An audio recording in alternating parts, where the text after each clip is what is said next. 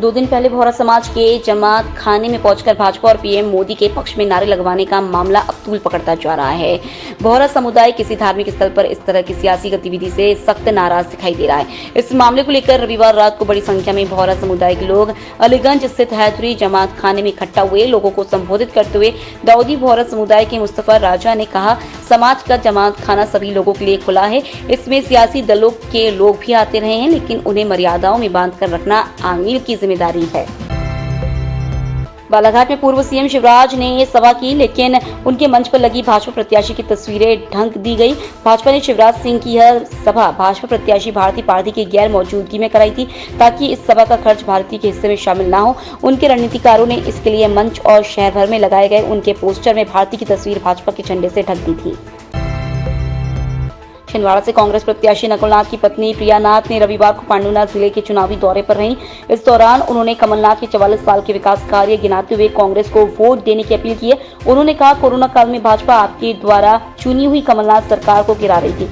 प्रधानमंत्री ताली और थाली बजवा रहे थे जब कमलनाथ और नकुलनाथ ऑक्सीजन, रेमडेसिविर और अन्य जरूरी दवाइयां उपलब्ध करा रहे थे। 2 दिन के अवकाश के बाद लोकसभा चुनाव के लिए नामांकन फॉर्म आज सोमवार से फिर भरे जाएंगे। यह भोपाल संसदीय क्षेत्र के लिए चुनाव 7 मई को होने हैं। इसके लिए शुक्रवार से नामांकन की प्रक्रिया शुरू हुई है। अभी तक SUCI के मुदित भटनागर ने नामांकन फॉर्म भरा है। इसके अलावा भाजपा के उम्मीदवार आलोक शर्मा और कांग्रेस के उम्मीदवार अरुण शर्मा सहित 19 अन्य उम्मीदवार नामांकन फॉर्म लेकर जा चुके हैं। आलोक और अरुण 18 अप्रैल को अपना नामांकन दाखिल करेंगे। मध्य प्रदेश के रीवा जिले में शुक्रवार को एक बोरवेल में गिरे 6 साल के बच्चे मयंक कोल की मौत हो गई। NDRF और SDRF टीमों ने 40 घंटे से ज्यादा समय तक चले अभियान के बाद रविवार सुबह उसे निकाला, लेकिन तब तक उसकी सांसें थम चुकी थी। बच्चा प्रयाग और वाराणसी की सीमा पर रीवा जिले की त्योंता तहसील के एक गांव में गहरे बोरवेल में गिर गया था। निकाले जाने के बाद जब उसे अस्पताल ले जाया गया तो डॉक्टरों ने उसे मृत घोषित कर दिया।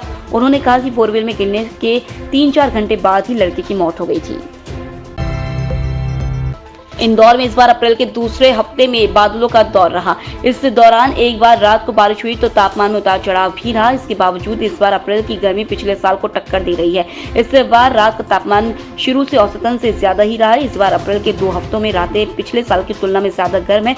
इन दिनों रात का औसतन तापमान 1 डिग्री से ज्यादा बना हुआ है। भारत रत्न डॉक्टर भीमराव अंबेडकर की 133वीं जयंती राजधानी में इस बार जीरो वेस्ट इवेंट के रूप में धूमधाम से मनाई गई।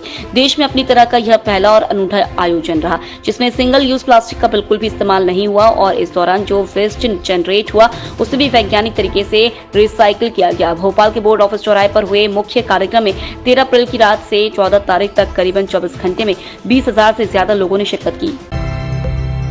इंदौर में AB रोड पर C21 मॉल के सामने मल्टी बिल्डिंग टावर 61 में अचानक आग लग गई। रविवार शाम 5:15 पर टॉप फ्लोर पर स्थित रेस्टोरेंट में आग लगने से कई ऑफिस चपेट में आ गए। घटना के बाद AB रोड पर जाम की स्थिति बन गई है। फायर ब्रिगेड की टीमों ने आग पर काबू पा लिया। नुकसान को लेकर स्थिति स्पष्ट नहीं है। मध्य प्रदेश में बारिश का दौर सोमवार को भी जारी रहेगा। मौसम वैज्ञानिकों ने जबलपुर, भिंड, छिंदवाड़ा, विदिशा समेत 12 जिलों में हल्की बारिश का अनुमान जताया है। हालांकि ओले या तेज आंधी का अलर्ट नहीं है। इसके बाद मौसम साफ हो जाएगा। दिन के टेम्परेचर में 2 से 3 डिग्री तक की बढ़ोतरी हो सकती है। हालांकि एक सप्ताह बाद फिर से एक वेस्टर्न डिस्टर्बेंस एक्टिव हो सकता है।